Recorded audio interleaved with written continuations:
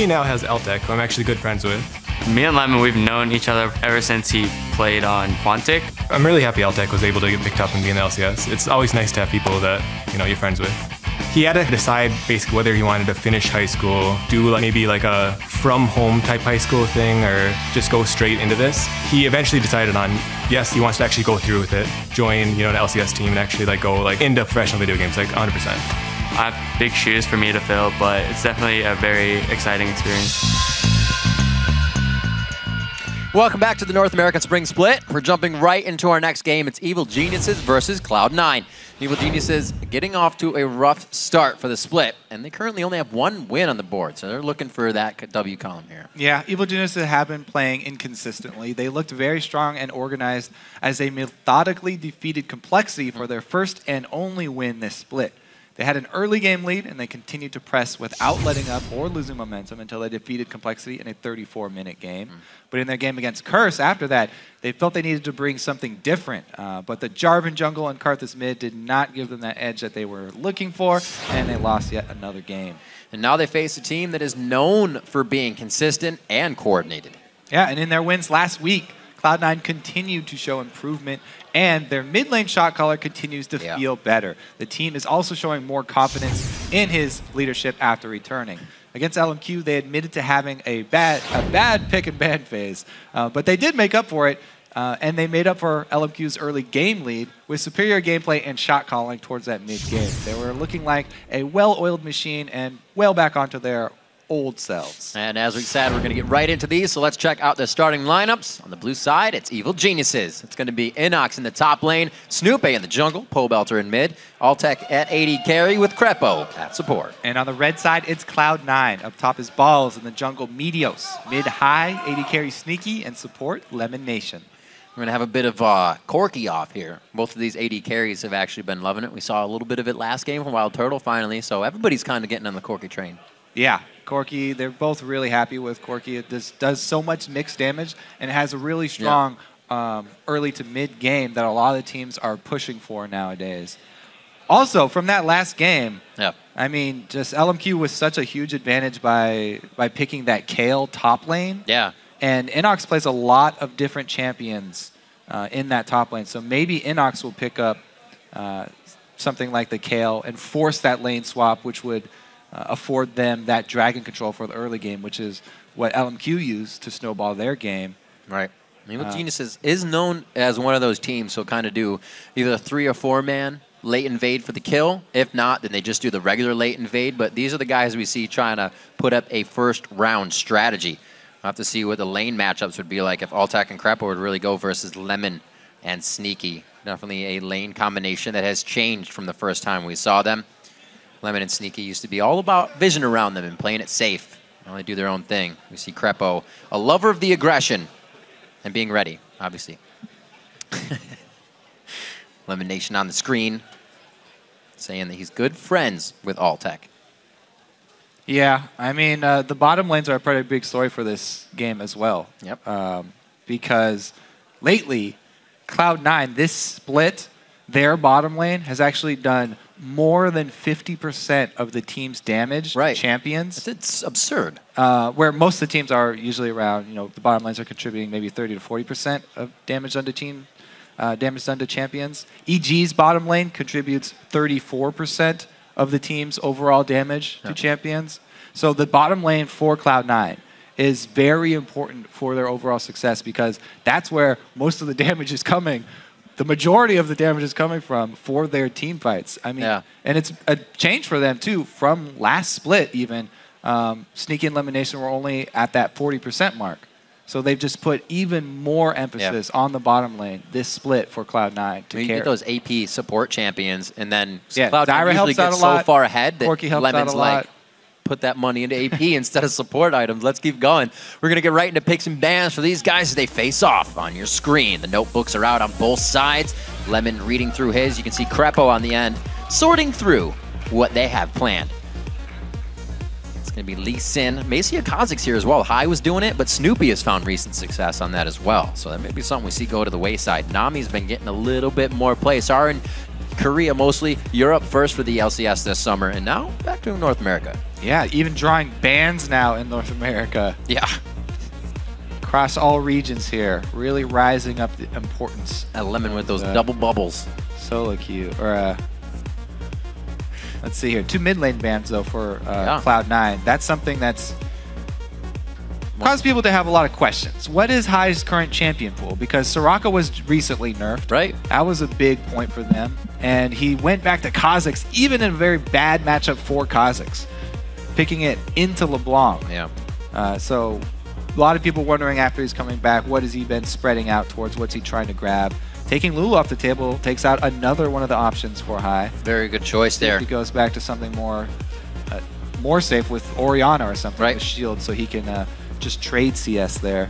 Top lane has been super left open. We're going to get a great fight if Balls and Innox can go head-to-head here. No bans coming out on that. The priority you can see has been mid. I consider that kill a top lane ban. Hanging off to the side. Didn't see her. Yeah, she's the reason that it's not really safe to first pick Shyvana anymore. Right. I guess, as we just saw in that last game. Maybe. LFQ proved, like, it's not safe to first pick Shyvana anymore because Kayle is so scary for them that then you're forced in a situation, are we going to have this bad matchup or are we going to give up this early dragon? And TSM told us to give up early dragon and then all consecutive dragons. But yeah, so Cloud9, they ban out the Kayle, then they first pick the Shyvana, solidifying that 4 balls up in the top lane. So very intelligent pick bans from Cloud9, securing themselves a top lane, protecting themselves against that Kayle. Krepo looking to solidify safety and playmaking with a Thresh pick and a Twitch for Altec.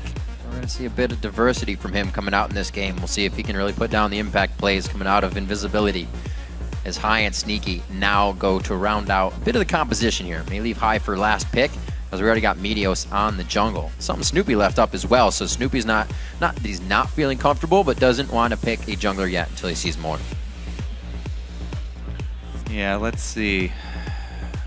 He can save his pick because they already got there. Ooh, High again going back to Kha'Zix. All right, Kha'Zix into a Lulu here. See if he can fare better this time than he did against LeBlanc. Lulu does again have range advantage and pushing power for Kha'Zix. But Cloud9 have been okay in the past with having a low CS mid that will have strong impact later in the game for them. Can High roam around and get those isolation kills? Right. Also, they've been able to get that Elise. That's huge for them, even though Nami's banned out. LemonNation's a huge fan of Morgana. I'm pretty sure Cloud9 will just go right back to Morgana here and, yeah, rely on both of those skill shot CCs to work with. They're very, very comfortable running that combo. That's a lane that also says we're going to do more damage than anyone in this game, if they can get to it. The Eve picked up for Snoopeh, actually. Looking at the composition he has to fight, it looks quite dangerous to be sneaking in on somebody like Cloud9 has put together. But we'll see what they can do. They do have the safety from Pobelter on the Wild Growth, and Innox is on kind of a safety champion to keep the lane going, and Innox can be Innox late game. Yeah, there is a lot of invisibility on this EG team. So if Cloud9 are not careful with their vision control towards that mid game, then they can get picked off easily by this roaming squad. Trundle into Shyvana, though, that's always a good one for the Trundle side, being able to shred her later. So good late game there for EG. And as the champs are locked in, we're going to go ahead and see who you voted for over at LOLesports.com. And with 89% of the vote, Cloud9 leads EG right now. But remember to update your vote throughout the game by tweeting either hashtag EGWin or hashtag CloudC9win to at LOLesports. Be sure we'll be checking back to see how you guys are calling the game, as well as us. So keep tuned. Yes, always like to have those mid-game tweets. Hilarious. Especially when we do get the ones from Skara and friends chiming in. Yeah.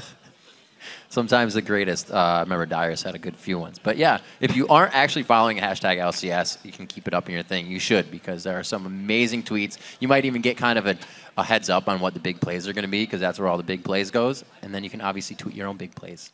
Participation. Or just come here and hang out in the studio with us, because that's the better way to do it. Yeah, it's pretty full today. Yeah, actually. Absolutely. Everybody's loving it. Throwing out poros, bananas, and oranges. Bananas and oranges are new today, so all you guys just got something new. We haven't done that yet. It's K. It's K. As we load into the game, we are going to get ready for your second match of the day. EG versus C9. Cloud9 looking to keep themselves towards the top of the bracket, and EG, they're looking to get up there now. Trying to make some changes at an AD carry position. We'll see how this works out for the team. There's been kind of the rumors that there might be more changes for Evil Geniuses coming in, but so far they're sticking with this roster. Yeah, let's see how they can perform. Early game is going to be pretty important for them anytime you do have Evelynn. Right. Looks like they are going to target top side. See if they can get some vision down here to determine where lanes are going. Trundle should be fine going in that 1v1 matchup. And the duo depends a lot on skill shots that land, whether it be bindings or death hooks. Going to have side lane bush control, very important.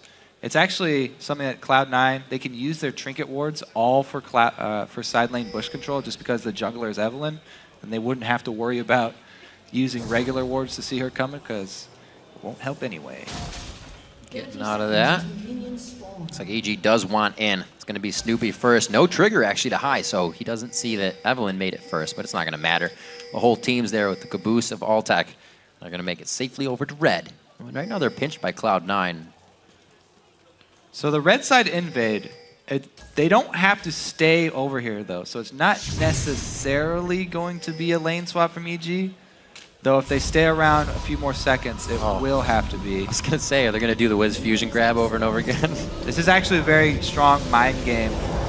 Entering the jungle, knowing that your opponents have seen you enter, but then just recalling in a bush. So they're not sure whether you're still there and counter jungling that red, or if you've all gone back. What you can do is then prey on your opponent's tendency to try and trade red buffs and go find them at your red buff to counter it.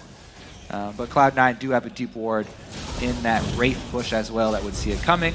So we'll just have regular blue starts for both junglers and the lane swap from EG going up top. All right, keeping it safe. 2v-nuns. We'll see how this works out.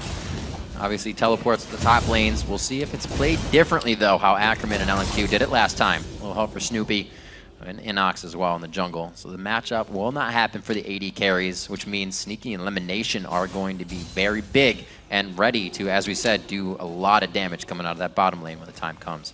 They also, as we saw it hurt TSM last time, they could have more dragon control from the get-go now. Yeah, Cloud9 are going to have the dragon control. It's defaulted to them by the support and AD carry down bottom, and jungle Elise is going to make that even easier for them to take the early dragons.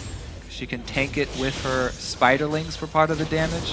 You don't have to Mad Knife it and switch out all of the dragon aggro.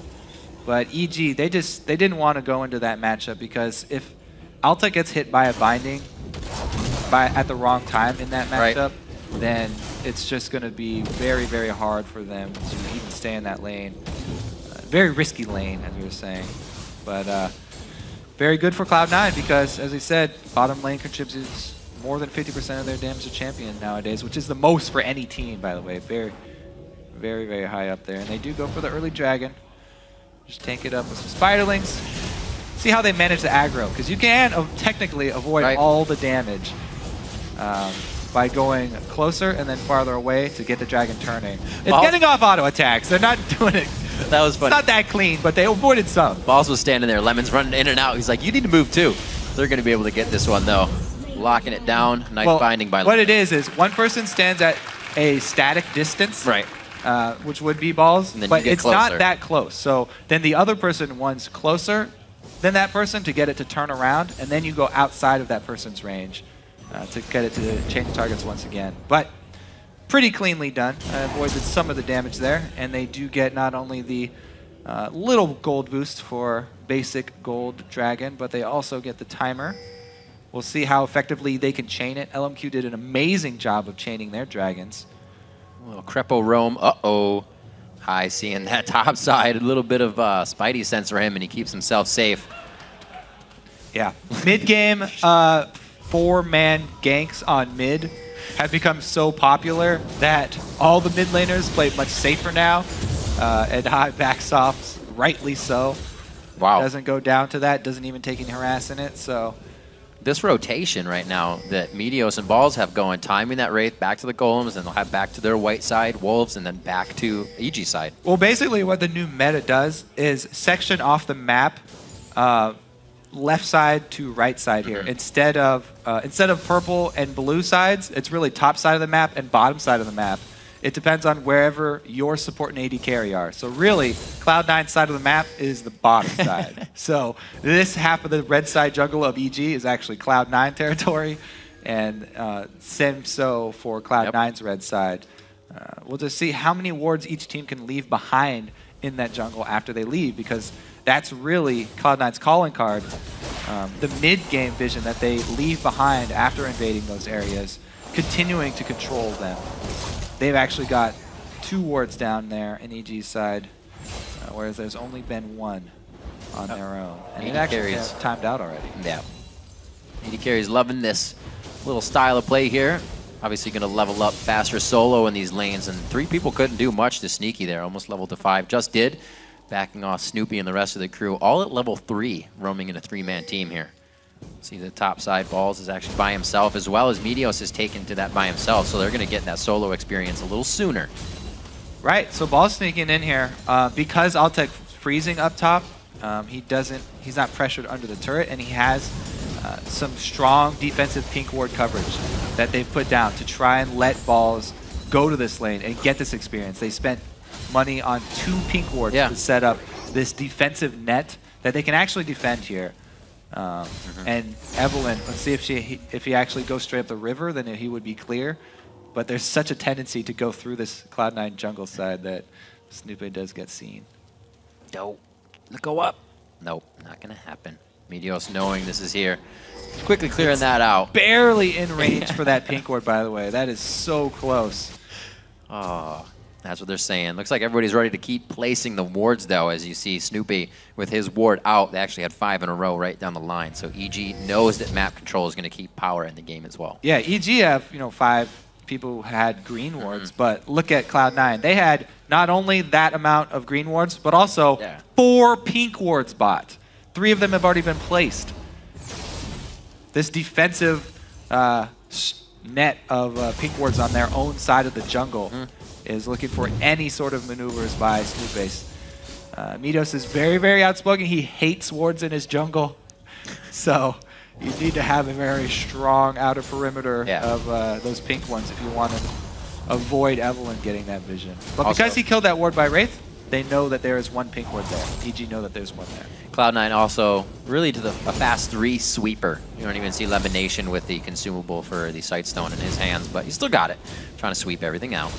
Innox meets up with Balls in the top lane, and he's actually a level down in this situation due to the roaming around, but should be safe. Minute 40 on Dragon. Yeah, Trundle versus Shyvana is not too bad for Trundle. Plus he's got an extra Doran blade there with his boots, so he has move speed advantage. If he has to get away, then he can. Wow, definitely some options for Krepo here. Level 5 to a level 4 LemonNation if they decide to actually go hard on this one. Knowing Lemon's fast fingers would get a black shield up in time, they don't go for anything.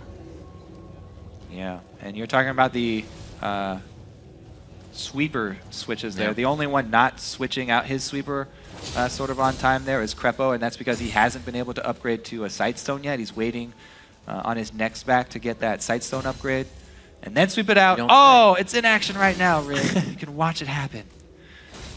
How amazing. Can we get a replay on that? He got a pink there as well. Even though High found 1 of their pink wards. Krepo second his Hart. It's going to be big. They're going to need those wards for this Dragon coming up.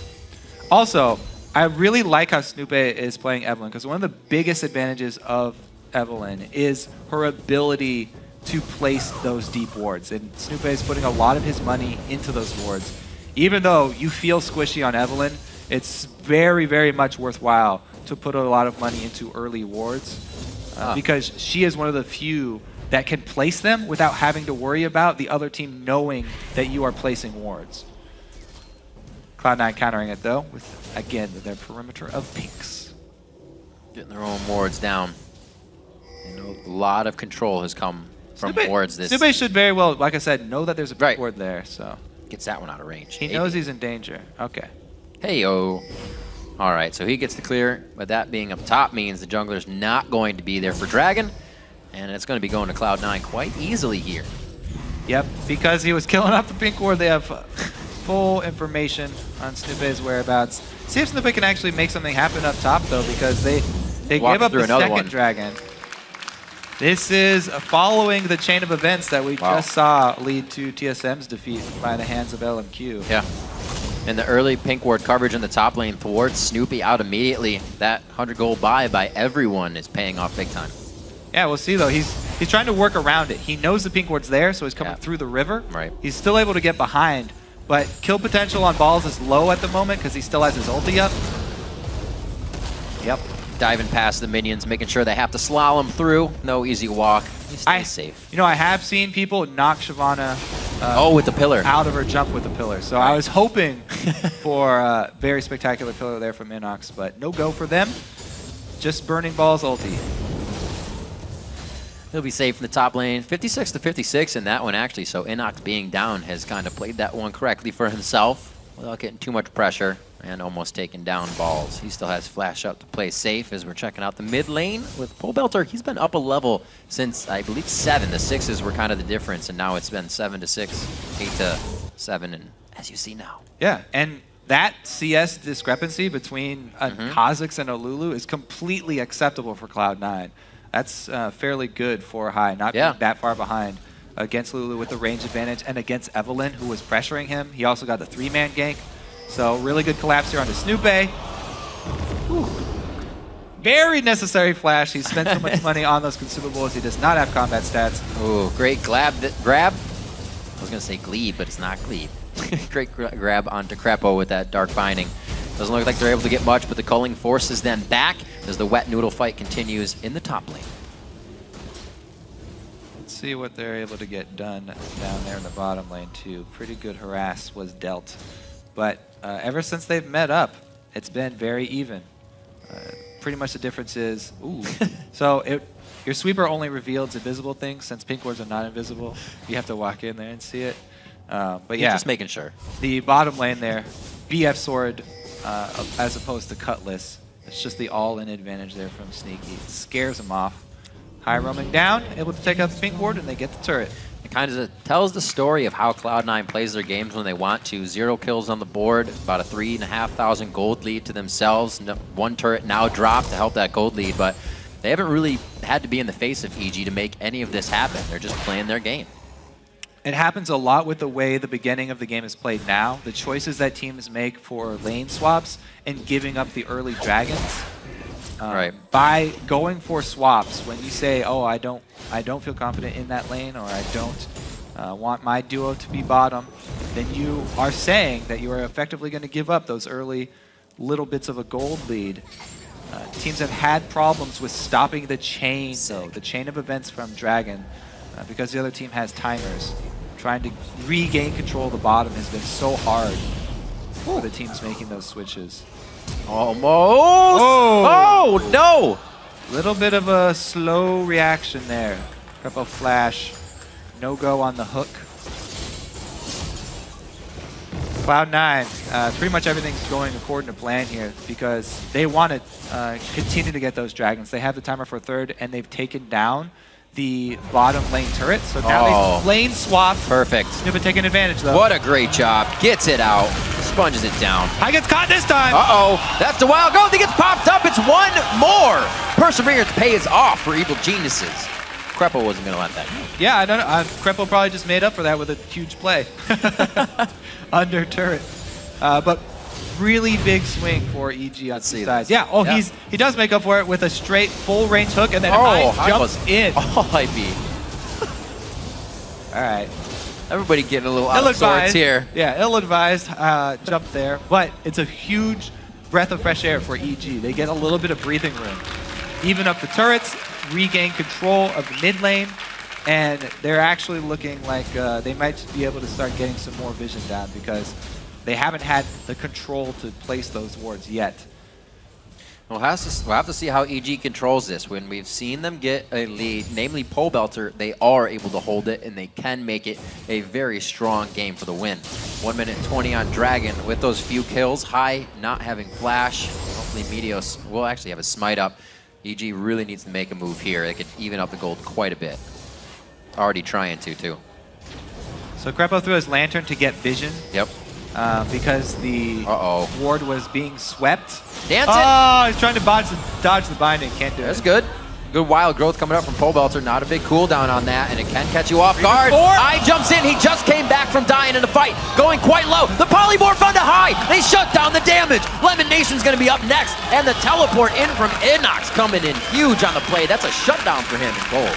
Now, 2 more kills for EG to trade there. However, Dragon is on another 30 seconds, while 15-second death timers for Cloud9. So Cloud9 actually died quick enough that they can get back in time for the next Dragon, and they don't lose out objectives after this trade, which is pretty impressive concerning considering EG have an extra person down in this fight. And the area of effect damage from High with his early Hydra built up there, getting the 2 kills for the team. Now, 1 TP canceled. Innox went through with his and was able to clean up. But again, no objective. So that's going to mean an earlier cooldown coming back for Balls on his teleport. And let's see how much control EG has. They place a pink. Can they hold it? Looks like they're able to do it so far. Good positioning. So Cloud9 is definitely respecting that. They gave over the red to Altec, though. Pretty big for this mid-game Dragon fight here. We'll see. Cloud9 are one of the best teams at spreading out during team fights. Not lining up. That is a very big grab, not allowing High to jump into the fight. Oh, he gets it that time! The wild growth coming in onto Innox as he's in the fight already. And it looks like a huge play from EG once again begins the domino effect. Oh, it's not over. It's not over. Oh, it's over. It's over. That was a full ace for EG. Wow. And they do contest the Dragon. They got up the wards in time. And they're going to take the lead here. Cloud9 just lost control of the reins here. Let's see exactly how they do it. Krepo comes in to play initially to get him into range. Yeah, and there it is. The wild growth knocks up Balls as well during his jump.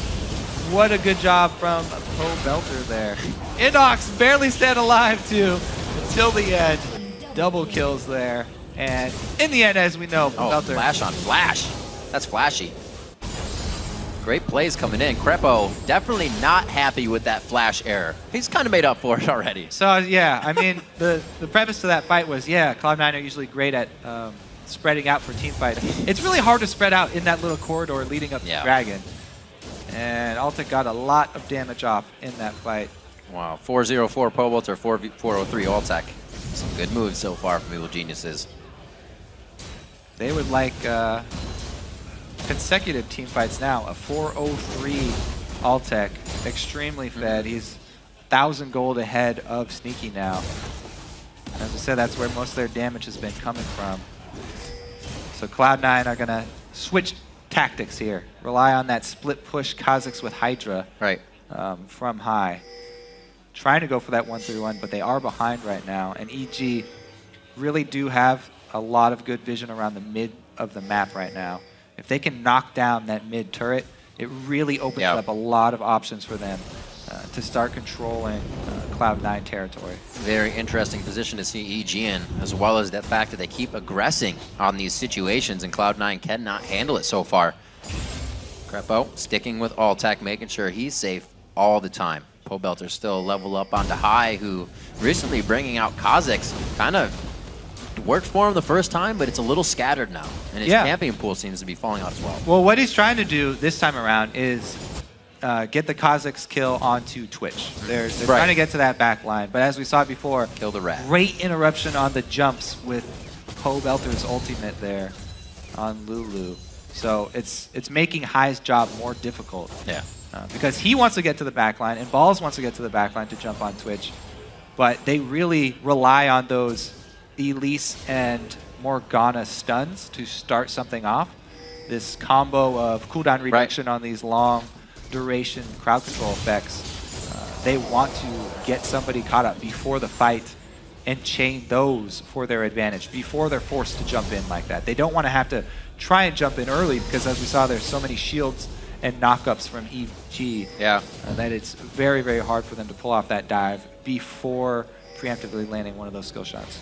EG not wasting any time here. They're going in, clearing wards, making sure their positioning is to get something else next. No time is being wasted. Great plays here. Looks like they'll be able to get a good amount of damage here. Prep it for a possible dive fight. Cloud9 are going to try and four-man defend inhibitor turret, though. They absolutely do not want to give up inhibitor turret, and they're trying to see how much they can get back from this EG team. They've got one outer turret there from Sneaky, but a very, very quick call from EG to leave right after. And here come the skill shot CCs. They're trying to delay them as long as possible. Pobelter just standing still. You see the terror that the cocoon into Dark Binding can have on someone. Getting out safely, Cloud9's going to go ahead and reward a little bit, figure out what got cleared out. Go ahead and make it doubly safe with 2 wards. Also, you know, since that early game, the initial perimeter of pink wards was taken down from Cloud9. Now that they have no outer turrets up left, they have a hard time putting it back up. So many shields. And all this invisibility on EG just opens up so many options for EG to catch Cloud9 in one of their rotations around from one of the side lanes. That EG have a lot more threat right now. Yeah. Trying to catch single targets out. Cloud9 are trying to get back control. They've only got red side so far. Cloud9 are really going to have to find some window fights here. That window is Exhaust being down for Krepo, Wild Growth being down, which is on a really short cooldown. They're, like you said, the shields, the Wild Growths, everything shuts down this Cloud9 team in a fight. It'll be very interesting to see how they get under the skin of EG here as the game goes on. Yeah, it's the young guns from EG right now with most of the kills. Pobelter and Altec, the really young guys that have been sought after by so many teams for so long in competitive League of Legends in North America, finally making their way, funnily enough, onto the same team. Yep. And in this game, they are the ones with all the power for Evil Geniuses. And actually, they're the ones with all the responsibility here for the team fights. If they actually make a misstep, then that's where EG will crumble. That percentage over to EG, 66%. Picking up, you know, you talk about Altec a little bit. His laning phase hasn't been the greatest, but his team fight phase is huge. So the 2v1 almost gives him the advantage because he's going to get through that laning phase safe and sound. Yeah, they were happy with that. He hasn't been able to pull off any ambushes yet on his Twitch, but he's got his dual attack speed items. So when he does open up, he takes people down very quickly. And you can see how Cloud9 are adapting their play now, being more defensive, either sticking together as they move from objective to objective, or actually relying on those pink wards like Balls is up top in order to not to get surprised. Yeah. Just trying to hold the line here for Cloud9. Wow, see, that's a scary view blue to side have. Really scary. Dragon respawn, they don't really want to contest it. Balls is up top, so Cloud9 can make the call to just try and shove waves. Very, very risky for them to go through one of those jungle avenues. As we saw before, Altec can rip an entire team apart with Twitch's ultimate if you come down that avenue towards blue. And everything's kind of falling in line here for EG. You saw that little sweet play. Krepo throwing the lantern over, making sure mid has no ability to be pushed. Now they're pushing back. Driver's seat mid lane here for Evil Geniuses, but Cloud9 could sideswipe them here. Cloud9, and they also just focused a blue buff onto Sneaky, trying to get him to the point where he can dish out that damage. That's all that Cloud9 got for their Dragon that they just gave up, though. Blue buff for Dragon. Not the best trade, and now Meteos out of position, slow on the move. Oh, the flash. Have to be getting out of that one. That definitely would have been a necessary repellent to fight if he got caught. 9-4 as Krepo continuously makes plays. That mistake is really going headstrong on this one, and he's been making them. Yeah, and Cloud9, though, are playing pretty smart. They know that they can't fight this EG team away from a turret. Right. Because it's just so hard for them to get in on Twitch. You have to get through Lulu, pillars, as well as Thresh box. So it's very hard for these divers with balls and high because their means of diving are very risky. As we said, Shyvana's dive can be interrupted as well as highs. So it's very hard for them to get in on that Twitch, and they really need to preface that dive with a catch with one of their hard CCs So they really need to rely on a turret to be able to do that. Because Twitch, risky for him to come out of invisibility at one end of the turrets. He can be set upon very easily. Yeah. Cloud9 just playing real defensive until EG try and make a move at one of the turrets. But eventually, EG are going to have so much control of this map that they really just starve out Cloud9 and increase their gold lead to the point where Cloud9 have to try and contest the Baron in a situation where they don't have any vision. Everything's been pushed so far. Looks like Evil Geniuses is just kind of forced to hang out for now. We see Altec in the bottom lane farming it up. Still 4-0-3. Not much has happened after those last few surge in kills. Cloud9 and definitely realizing the power that EG can bring to the table here. Just about 26 minutes into the game. Looks like everybody's trying to reset as the lanes do as well. So we'll have to see what team can really put their foot forward to get an advantage. Pobelter back to mid with Krepo. It looks like they're going to finally focus a little bit towards this lane, but they're meeting the entire team of Cloud9. Got that Rabbit Noodles death cap over onto the side of Pobelter. He's pretty built up for himself. 2 Michaelis Crucibles coming out, one for Lemon, one for Krepo. I don't really usually see that as a Krepo item. Always a Lemon item, though. Which item? Oh, the Michaelis. Oh. Michaelis, that should be everybody's item if you're a support right now, because it is ridiculously strong. Yeah, very important for Krepo specifically on this game because of those bindings and cocoons I keep talking about. If someone does get caught, they really need to have means to get them out of it. He'll probably be saving everything that they have, though, for Altec, because that's the key to EG's success right now. Yeah. Is that Twitch.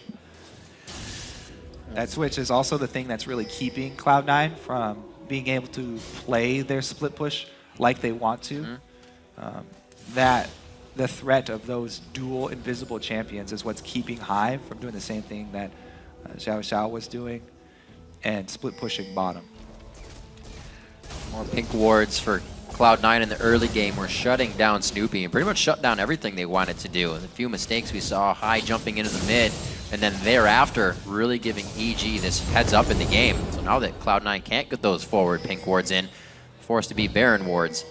Ooh.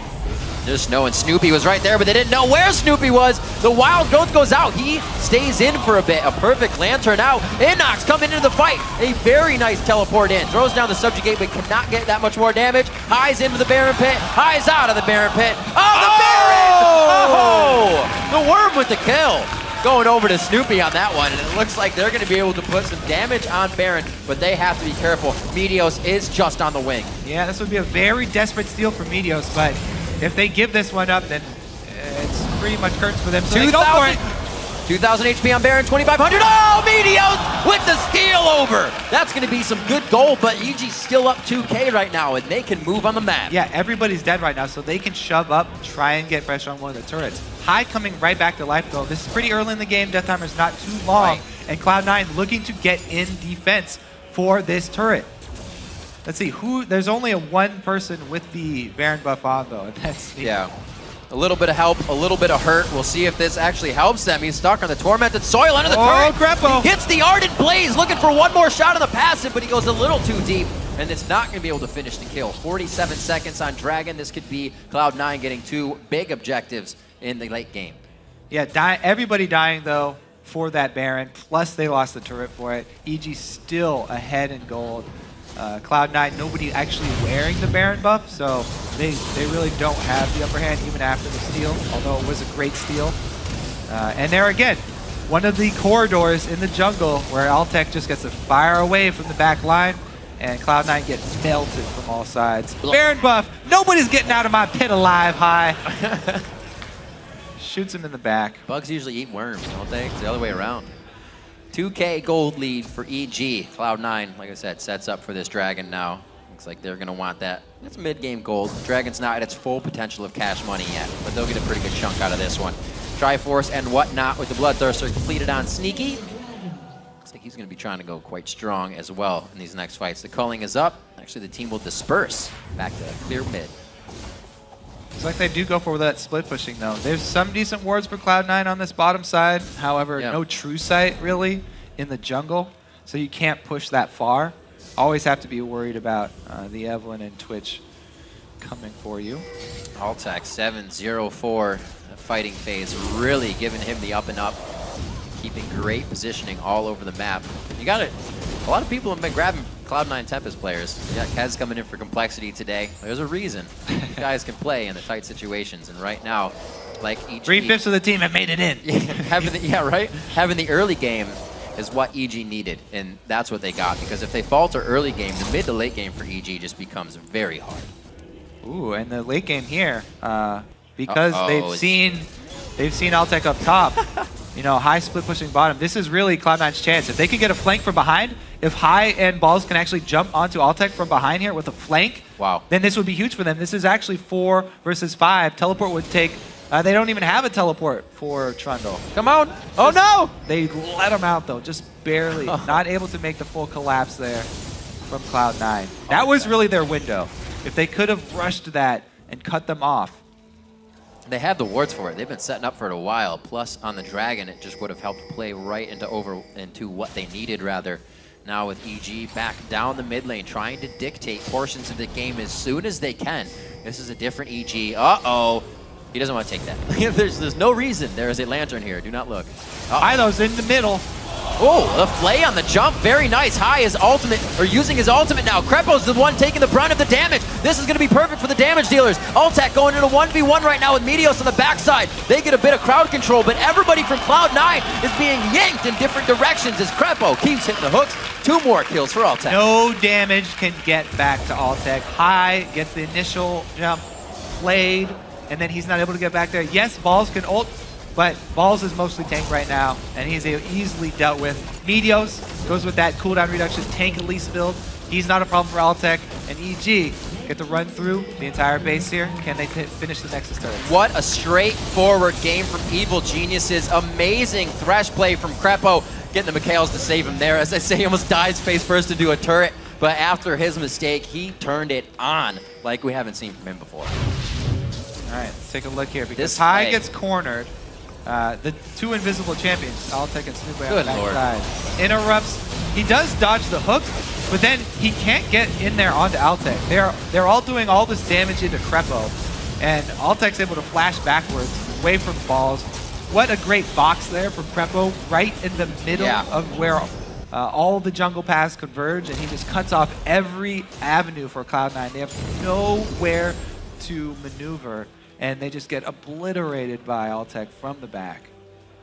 LemonNation, we said him and Sneaky were ones to do over 50% of the damage from the bot lane. Buys himself a Zanyas as they're still trying to put out power, give them ways to get through these fights sneakily. And hopefully it can be a good soul shackle for him next time, because they are up against the ropes now. Inhibitor down, 1 Nexus turret as well, and EG's not letting go of their grasp.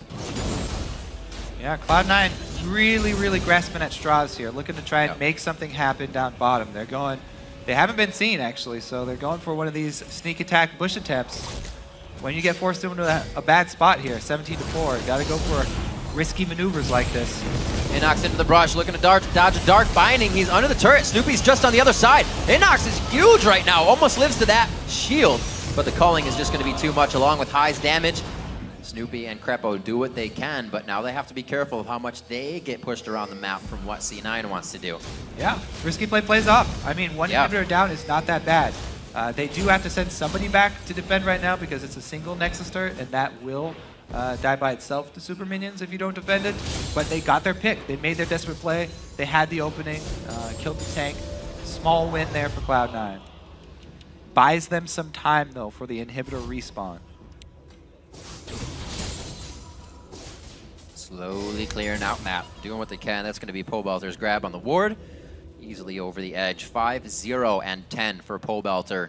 Over 60 CS up right now onto High. Just coming out huge in the game, as well as Altec 9-0 and 6. Definitely putting up some numbers in this game. Fantasy members, they'll be happy about that. Hopefully I don't speak too soon. So yeah, the best strategy for fantasy is not always just to get the best team that will win super quick. You want the teams that are just going to fight all the time. Because even if they have a lot of fights and they die, they get so many more points for kills and assists. Yep. That the longer the game goes, there it is for your fans. Make it a bloodbath. Let's go.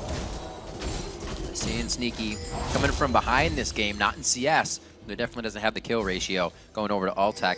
Has 3 items, but he's not on that Infinity Edge up, so it's going to be big hits coming from that spray. Rat-a-tat-tat, I should say. Yeah, well, let's see if Cloud9 can actually get a flank off, because they haven't been able to get any damage to Altec in the back lines.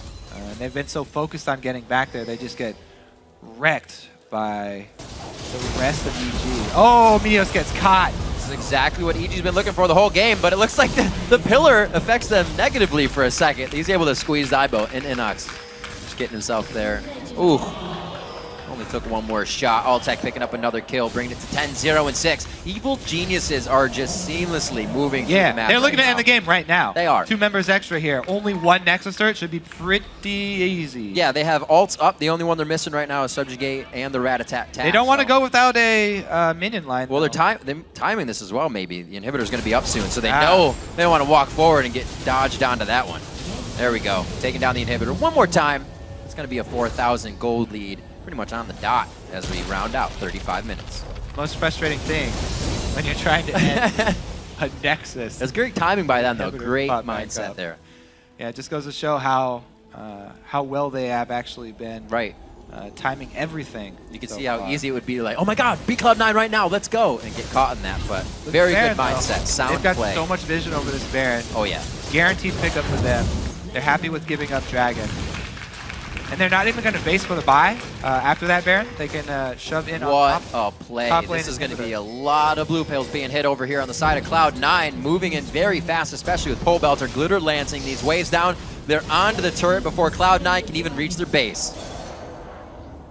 This one they're okay with face taking. Look at that ginormous shield on Innox as well.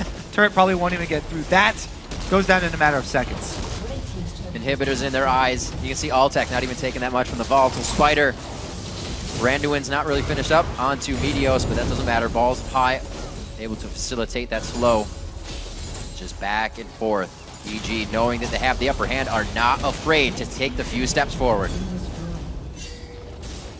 2 inhibitors down is usually the end for teams that are down. 19-5. So all that EG have to do is swing down to the bottom side and wait for super minions to do their work. Pobelter and Altec score buddies. 6-0-10, 10-0-6.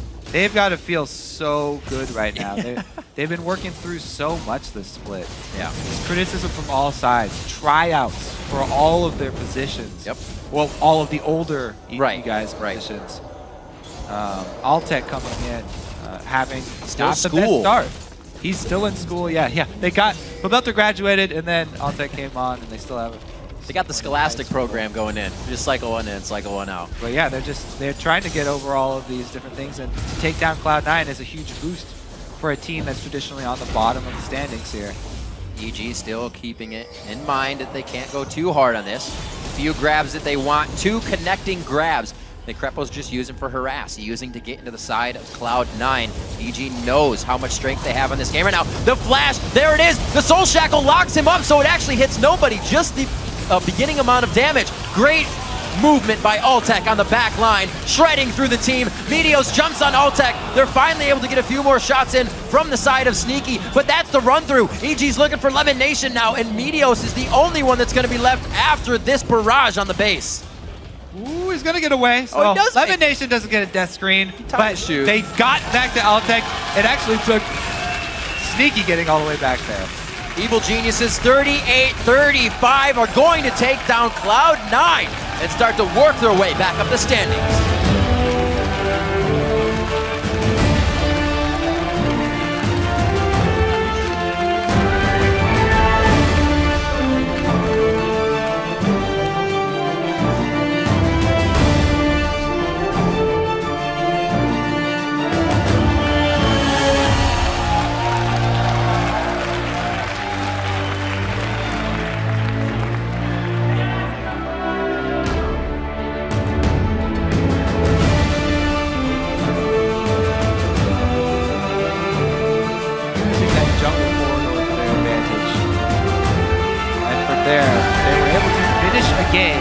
Versus one of the best teams in North America. Huge confidence booster for this Evil Genius team. Krepo is tired. Just gives out the horse lips. The flash play. Oh man, that just almost spelled bad things. But Krepo rewrote that story immediately. And he picked up, like you said, I think that was maybe under the turret play. It was, and then again, and then again. I don't know. Definitely on the 90% hook ratio for Krepo this game. Yeah.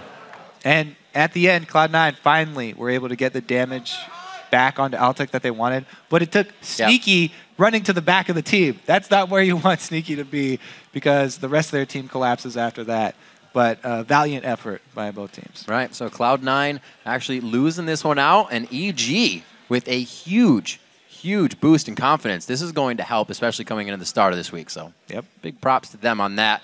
Looking at how EG played this game, we said in the beginning, if it's kind of lackluster early, the mid to late game becomes very hard for Evil Geniuses. But like we saw them take against Complexity, they had a bit of that early game, and it almost seems like they know exactly what to do mid to late game. When most teams kind of sit there at a turret for a while, they went into the jungle, left to right, back and forth, and when they were done with something, he just took something else. Yeah, they played their Twitch team extremely well. The team fights, all of the team fights with Twitch were very well coordinated. Right. The Lulu ultimates were on time. Krepo as well with the peeling with his box as well as Flay. Very, very strong team play from EG this time around, which isn't something that we have seen from them a lot. And it's definitely a scary thing for a lot of the other teams in North America if EG bring that together. And something we're seeing a little bit about Cloud9 is, just to focus on Meteos for a second, there's not as much control coming out of the jungle for them in the way that things would happen. Against Complexity, that's kind of where that triple kill in the bottom lane came from. It's a little more uncertainty from him, and when his ganks would just always work last season, and you were pretty impressed every time. Yeah, it was hard for them. They tried to control the Evelynn, setting up the defensive pink ward perimeter, and it did work for the early game. It was really that mid-game dragon where EG were able to turn it around. They got into position in a timely fashion, and they had set up their dual pink wards of their own to get that vision. There's a lot of good teams in the LCS right now, and it's only going to make all the other teams better. To walk us through EG's big upset, let's send it over to Freak at the analyst desk. Thank you very much, Riv. What's up, guys? Want to welcome the victorious, the absolutely phenomenal Altec Pobelter to the desk. Guys, so you guys, first of all, have a ludicrously hard week this time around. And you're off to a great start. So let's start with this game. Beating up C9, what was the plan coming in?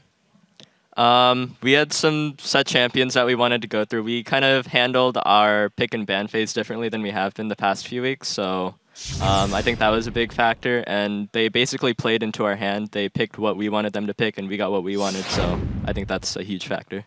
Could you expand on what you mean by playing the pick and ban phase differently?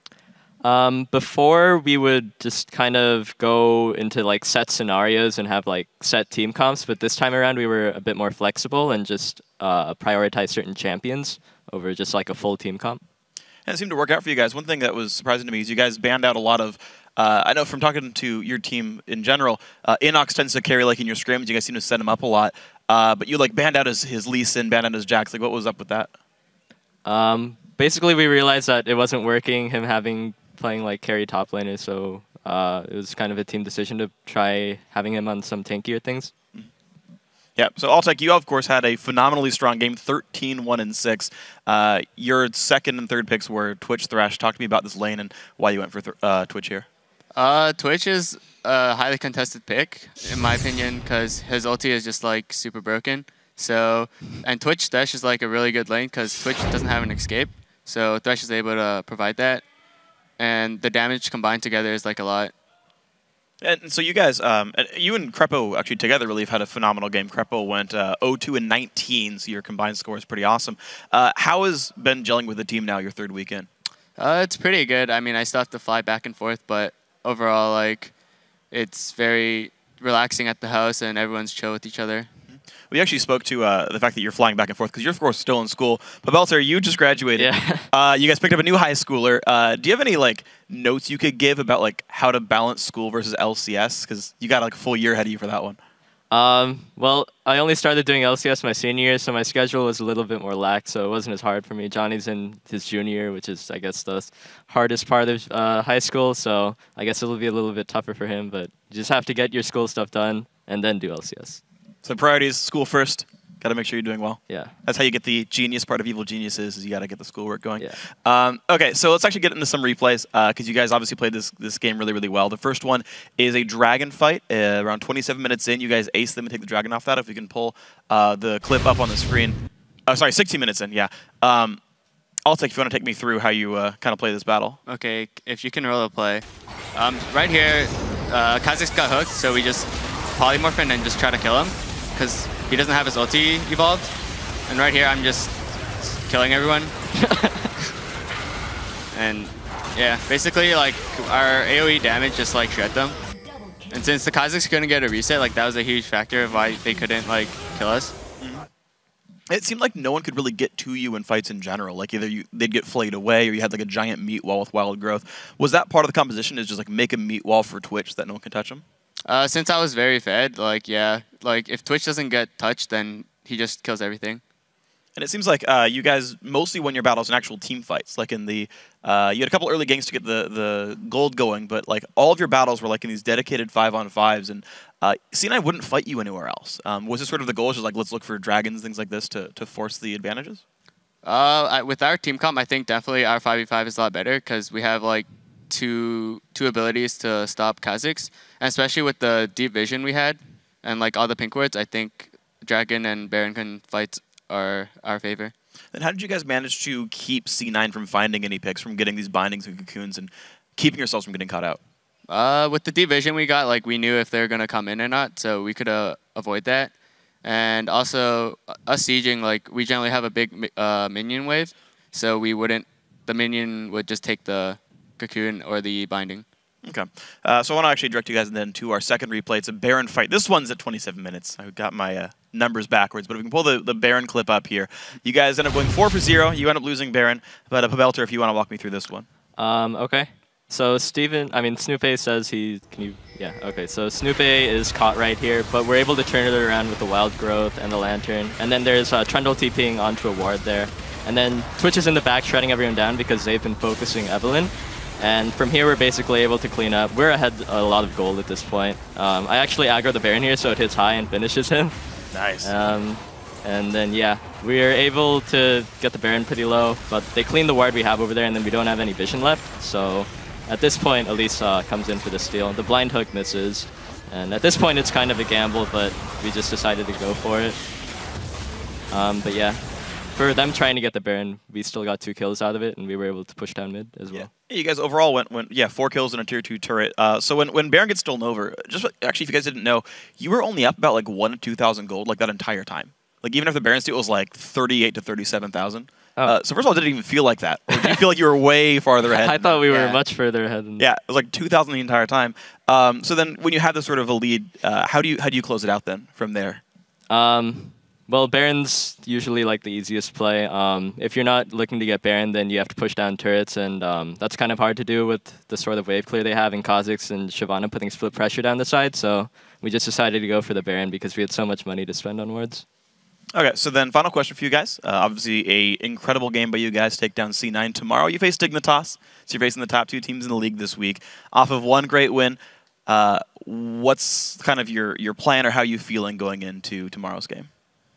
I think after beating C9 today, I think we're definitely very confident, but there are just like minor mistakes we made this game, so we should like go over it together and like see what we want to do tomorrow. But I'm very confident.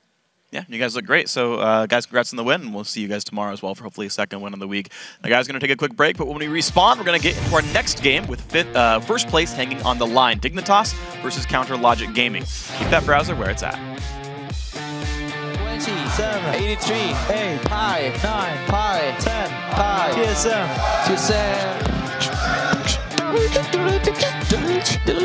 Catch you off guard. I jumps in. He just came back from dying in a fight. Going quite low. The polymorph onto high. They shut down the damage. LemonNation's going to be up next. And the teleport in from Innox. During team fights, not lining up. That is a very big grab. Not allowing High to jump into the fight. Oh, he gets it that time. The wild growth coming in onto Innox as he's in the fight already. And it looks like a huge play from EG once again. Begins the domino effect. A very nice teleport in. Throws down the subjugate, but cannot get that much more damage. High's into the Baron pit. High's out of the Baron pit. Oh!